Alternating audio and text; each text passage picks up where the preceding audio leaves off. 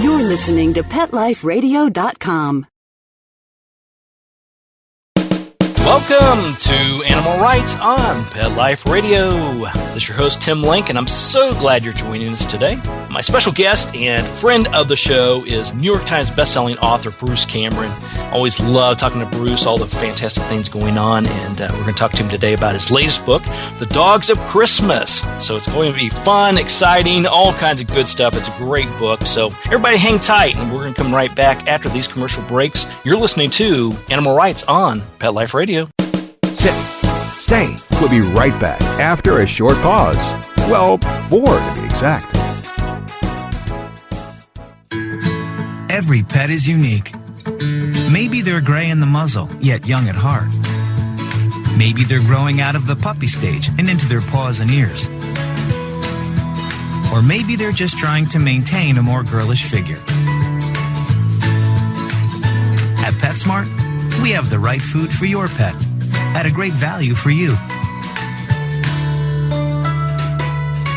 PetSmart. Be better together. Go to PetSmartDeal.com and save up to 30% on awesome gifts for the pets and pet people in your life. Toys, collars, leashes, PetSmart gift cards, treats, and more. Go to PetSmartDeal.com today. PetSmartDeal.com.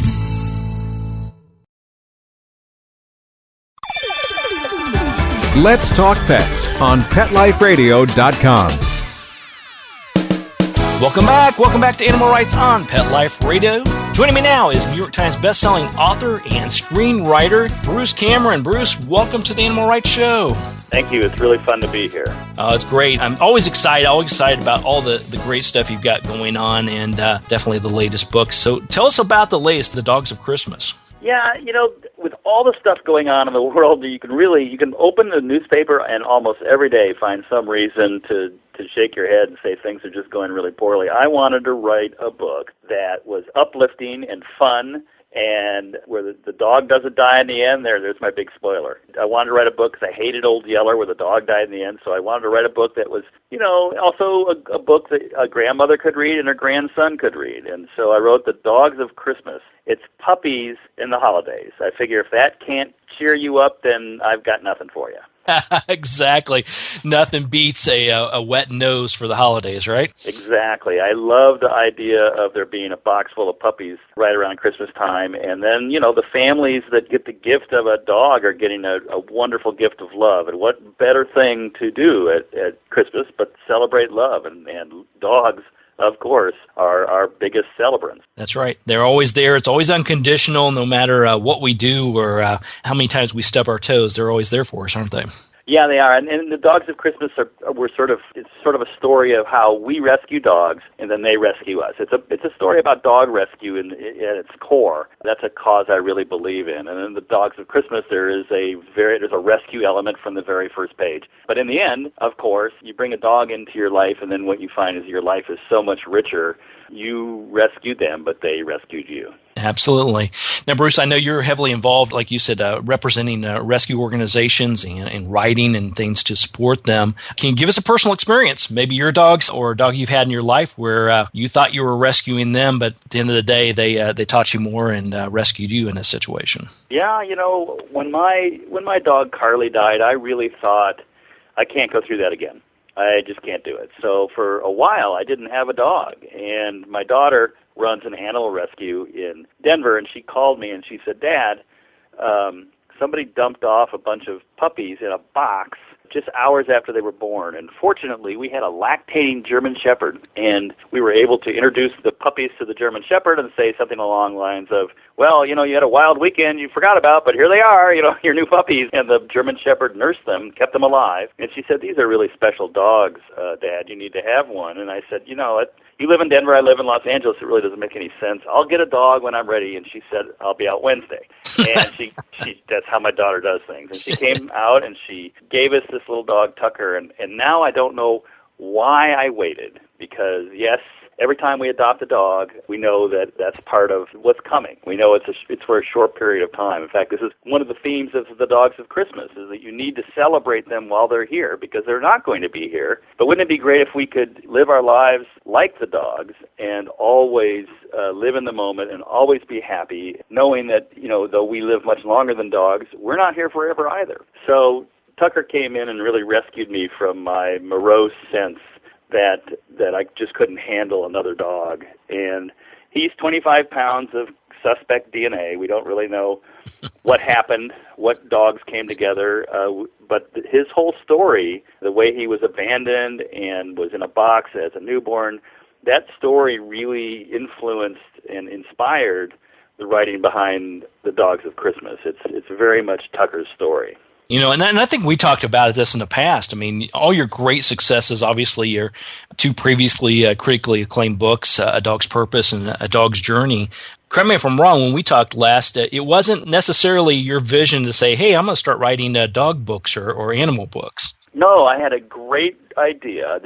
A Dog's Purpose, the story of a dog's search, in essence, his existential quest for why is he here, because he has a very special life. He keeps being reborn. And every time he's reborn, he has a new life, and he comes to conclude that there's some reason that he's being reborn, some purpose. Until he figures that out, he's going to keep being reborn. So that's A Dog's Purpose, and I didn't realize the way it was going to strike a chord with people. And, of course, the sequel, A Dog's Journey, continues the story of the same dog. And I have to tell you that those two books, people just keep writing me about them and keep giving them as gifts to people, particularly people who have lost a pet, because of the underlying message of how true love lasts forever, and how our real friends are always here for us if we just know where to look. So, I didn't know that I was going to be the dog guy, but then I wrote The Dogs of Christmas, sort of giving in to what the market wants and giving them exactly what I think they need, which is a book. It's a great gift book. It's got a cute puppy on the cover, and then it's really a story that people are enjoying. And so I'm writing dog books now, and I'm not at all objecting to the idea that I'm saddled with such an optimistic, charismatic character as a dog. I think that's great. That's right. Doing. Yeah. Well, and as you see, being with Tucker, I'm sure there's stories every day. Everything that he does, everything that goes on, all compacted in that wonderful world of his.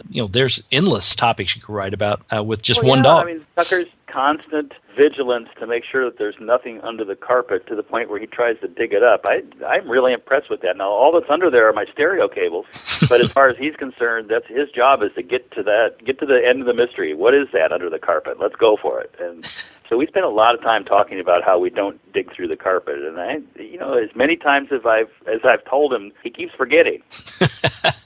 Or he totally ignores you, I think's maybe the case. I'm not sure. Yeah, that's it. Well, it's real interesting, going back to your original point, and the fact that, I firmly believe, and I talk about this quite often, that every living creature has a purpose for being here in this world, this plane, this universe. And I think dogs have a better concept and understanding of that, and realize that their time perhaps is shorter. So they get right down to the purpose, get right down to the mission, compared to us humans, who we often spend years trying to find that purpose, and thousands of dollars at the therapist wondering why we're here. Yeah, I think it's the Dalai Lama who says the purpose of life is to enjoy it. And I think dogs figure that out from the moment their eyes pop open. Every single day they do. It's amazing. All right, we're going to take a quick break, then we're going to come back and continue our conversation with Bruce Cameron, talk a little bit more about the book, The Dogs of Christmas, and all the other wonderful stuff he's got going on. So everybody hang tight. We'll be right back after these commercials. You're listening to Animal Rights on Pet Life Radio. Sit. Stay. We'll be right back after a short pause. Well, 4 to be exact. Hi, this is Tim Link, animal communicator and pet expert, and host of Animal Rights on Pet Life Radio. Have you ever wanted to know what your pet is really thinking? Do you want to find out if they truly understand what you're trying to tell them? Ever wish you could build a better understanding and closer relationship with your pet? Well, now you can. Learning to Communicate with Animals is a 4-part on-demand workshop. In the workshop, you'll learn the essential techniques that are necessary to communicate with animals, including what is animal communication, breathing correctly to achieve the perfect state to communicate with your animals at a deeper level, using guided meditation exercises, a method to communicate with animals, and how to send and receive information from your animals. So if you're wanting to learn how to communicate and connect with your animals at a deeper level, visit PetLifeRadio.com/workshop and purchase and download Learning to Communicate with Animals. You'll be glad you did.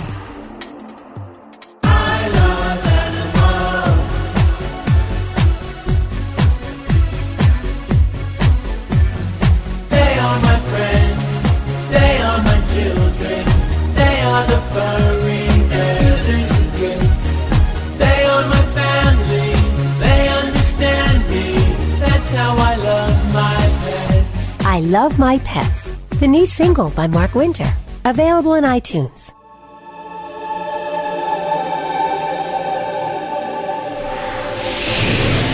Hi, my name is Brent Atwater, and I'm the Animal Reincarnation Authority. Join me every week on Alive Again and let me look at your pet's energy to determine if they're going to reincarnate. I'll be able to tell you when they're going to come back and what they look like. So send me your pet's photo and email me your question at brent@petliferadio.com. I'm looking forward to answering your questions on Alive Again. Every week only on PetLifeRadio.com. Let's talk pets. Let's talk pets On Pet Life Radio. Pet Life Radio. PetLifeRadio.com. Welcome back to Animal Rights on Pet Life Radio. This is your host, Tim Link, and I'm here continuing my wonderful conversation with New York Times bestselling author Bruce Cameron, talking about the latest book, The Dogs of Christmas. Now, Bruce, when you were growing up as a child, you or your family have special Christmas books and readings and things of this sort? Or was it more of just get out of the way and get to the presents? We had a Christmas diary that we kept, and every year added to it, and then we would sit down and read from that diary of Christmases past, and that was how we celebrated Christmas. So that was our very special Christmas book. I do like the idea, though, of there being a book intended for Christmas. I've certainly been a big fan of A Christmas Carol. I just reread that recently. It is really funny. It's a really good book, and I think a lot of people are so much more familiar with TV shows or, interpretations on screen that they have never thought to read the book, but it's really worth picking up. And when I wrote The Dogs of Christmas, I was not saying to myself, oh, this will be the next, Charles Dickens book. But what I was thinking to myself was that I wanted to write a book that was like that one, like A Christmas Carol, was short and was a quick read, fun, interesting, and upbeat. And that's what I aim for. I really was thinking this is the kind of book that someone might haul out and say, let's read this book again for Christmas to the children. I think that would be really wonderful. Yeah, absolutely, because I think it's a tradition that's unfortunately gone to the wayside. I remember when I was young, we would always pull out the same books and read and hear the stories. I love the concept that what you and your family did with the diary. That's brilliant. I love that idea. Yeah, that was really fun. Although, reading it, it's very clear that, a lot of times we talk about external events that were really important to us at the time, and then looking back on it, it was like, why were we so concerned about that? That turned out to be nothing. It wasn't reminiscent of the Cold War and bomb shelters, was it? Yeah, stuff like that. It really was like a lot of concern about things. Or the flip side, the same stuff's still happening, so maybe we should give up being so concerned about it. Like Miss America contest and wanting world peace. We're still working on that one, aren't we? Still working on that world peace thing, yes. Yeah, if we get that one accomplished, I think we'll be in good shape. Let the dogs do it. They've got the good idea. Well, he should live a dog's life, as you said. If you follow their lead, then everything will be perfect.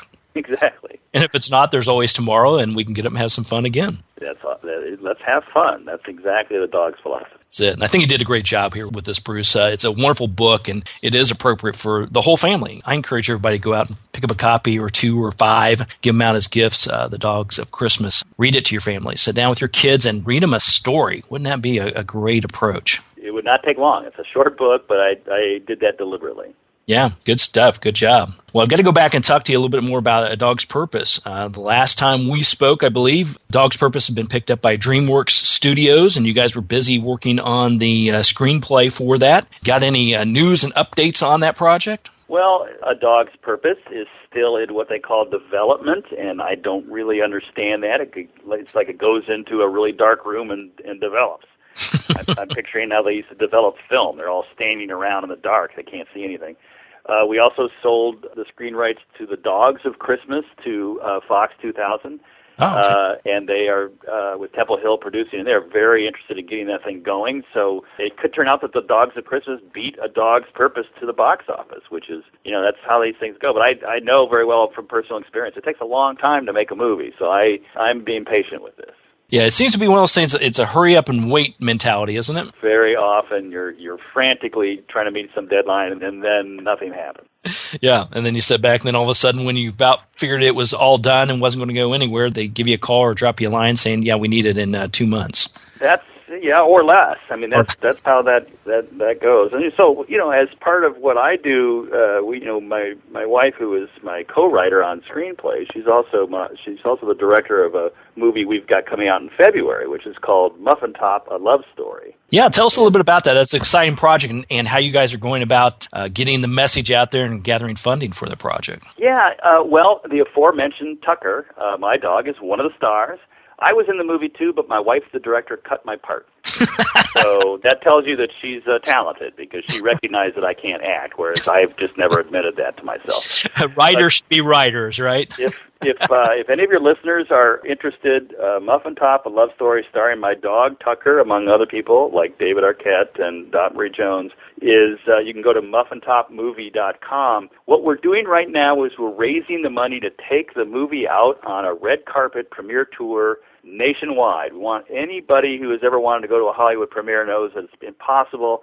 You got to fly out to L.A., you got to try to get a ticket, you got to know somebody who knows somebody, and it's just not going to happen. But what we're going to do instead is go to places in the Midwest and the South and the North where movie premieres never happen, and we're going to showcase this movie to the real people, the audience, in the middle of America that are responsible for what really drives the box office. It's a great movie for women because it was directed by a woman, co-written by a woman, and only 4% of movies are directed by women, but this one is directed by a woman, and the soundtrack is all female, which is the first time that's ever happened. It's a romantic comedy, it's hilarious, and of course, like I said, it's got my dog Tucker. So anybody who wants to go on Facebook to look for Muffin Top Movie or go to muffintopmovie.com, you can find your way to our Kickstarter campaign and contribute, even $5 at this point. Tim, would just really help us get this movie out there so that people in the middle of the country can see it. I think it'll be a lot of fun. And now, how are you guys determining where it's going to be the red carpets?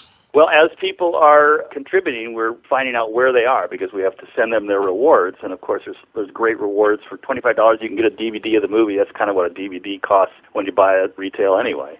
So we'll know where they live, and we'll take a look, and we'll say, hey, well, this is where these people are. Like there's a team, Kansas City, that's trying to raise funds specifically to go to Kansas City. There's another one trying to raise funds for Traverse City, Michigan. So we're going to go where the people are, where the people who supported this live. That's where the movie will be. That's just an amazing concept, amazing idea, and the movie. When obviously when I was reading about it, all the wonderful talent that's associated with it, excluding your performance, which got cut out. Other than that, it was and it's very well excluded. Yeah, tell your people if they would just go to muffintop.com, they'll read about muffintopmovie.com. Sorry, muffintopmovie.com, where you will read about all the other stars that I didn't mention: Melissa Peterman. We've got Tony winner Marissa Jared Winokur. We have a great cast. Women, in today's Hollywood, this is shocking. In only 6% of movies do women talk more than men, which, by the way, is not my experience in real life. So when you watch our movie, you realize, hey, the women are talking as much as men. It's not one of the 6%ers. So we're trying to put chicks back in flicks, we say, and that's with muffintopmovie.com if they would just take a look at it. And then it just, because I wrote it, there's a dog in it. There you go. Yeah, those stats, I mean, that just amazed me. I'm not going to go there by adding to the comments you just made. I'm a smarter man than that. The wife's within striking distance of me, I think. But but I was just amazed when you're talking about 6% of the women there's movies where 6% of the women have more talking lines than men. And then 4% all women cast. I mean, it's just amazing numbers. It just shows that we still got a long way to go. Yeah, it's really shocking. We're actually going backward. In the 50s and 60s, movies were pretty much 50-50. Women talk as much as men, but that has just gone away. Now we put a man in a pair of tights and give him superpowers, and he's running around, and the women, if they do talk, have really stupid lines. So I'm really proud to be associated with MuffinTopMovie.com. That has it's been a great thing for me, and it's an independent movie that needs independent help. And it flows so naturally from my dog books, like The Dogs of Christmas, because it captures in the movie how important dogs are to our lives. That's right. So everybody donate to go to MuffinTopMovie.com, go to the Facebook page, like it, join in, definitely donate to the cause, get it in your hometown. That would just be fantastic in some of these smaller areas, like you said, that don't get the advantage of going on the red carpet. It's just be a lot of fun. Yeah, we're bringing the cast, too. It's not just going to be me and my dog. It's going to be the cast will show up for any town that hosts the MuffinTopMovie.com will show up. Amazing. So what do you want more, people? Come on. This is a great time to get involved in something. Help the cause. Great movie, great cause. Get to see Tucker, and you won't get to see Bruce in his tights running around. Good. Good news. Win-win for everybody. Exactly. That's fun. Yeah, you won't see me in tights. So everybody go to MuffinTopMovie.com or the Facebook page and get involved there and get Tucker to come to your town. That'd be a superstar prize in its own. Bruce, tell us where everybody can get a copy of The Dogs of Christmas. I'm running this really great promotion on my adogspurpose.com website. If you go to adogspurpose.com and select the book, The Dogs of Christmas, you'll see that at a number of bookstores, I'm doing a charity drive where I'm personally contributing $2 to animal rescue for every copy purchased. And at one of the bookstores, Square Books in Oxford, Mississippi, they are matching that. So it's $4 goes to an animal rescue down there. So all you have to do, and you can buy it, it's already signed, so you get a signed copy of The Dogs of Christmas. $4 goes to an animal charity for every copy sold. It is a really great deal for everybody concerned. So that's at adogspurpose.com, and just click on The Dogs of Christmas. Fantastic. Well, we'll definitely get that message out there as well, because what better way to enjoy a fantastic book, a great read, a perfect holiday gift for the family and friends, and you're doing a great deal of positive work there, giving back money to the rescues, which they can always use and help out all those wonderful puppies out there. Yeah, thank you so much. Yeah. So, Bruce, thanks so much for coming on the show again. It's always a pleasure talking to you. I love catching up on everything you got going on. It's a lot of fun, a lot of activity, so it's always good, right? It's always good. I think in this world you got to diversify. That's my approach. It's always been my approach. I'm going to try to do different things. Why not? It's like being a dog. One day you go swimming, one day you lie in the sun, one day you chase the ball. That's right. And on good days you get to do all three, right? Yes, exactly.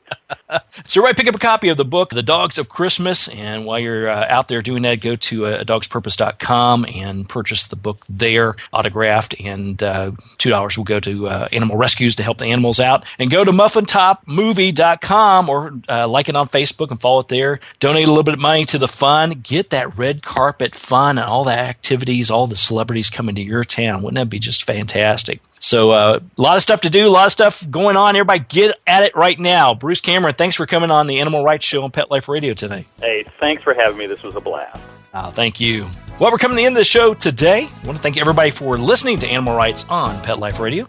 Also want to thank once again Bruce Cameron for being on the show. Everybody pick up a copy of the book, The Dogs of Christmas. It's a lot of fun. Great book. I want to thank the sponsors and the producers for making this show possible. To find out more about me, Tim Link, and the other interviews and podcasts that I've got going on, you can go to PetLifeRadio.com. It's PetLifeRadio.com. Click on the Animal Rights icon. Download the episodes. Download this episode. It'll be a lot of fun. And while you're there, check out all the other wonderful hosts and shows on Pet Life Radio. It's PetLifeRadio.com. If you have any questions for me, comments, or ideas for the show, please email me. You can email me at tim@PetLifeRadio.com, and I'll do my best to answer your questions, entertain all comments, and bring on the people you want to hear most onto the show. So until next time, write a great story about the animals in your life. Share it in a blog, article, or in a book. And who knows, you may be the next guest on Animal Rights on Pet Life Radio. Have a great day. Let's Talk Pets, every week on demand, only on PetLifeRadio.com.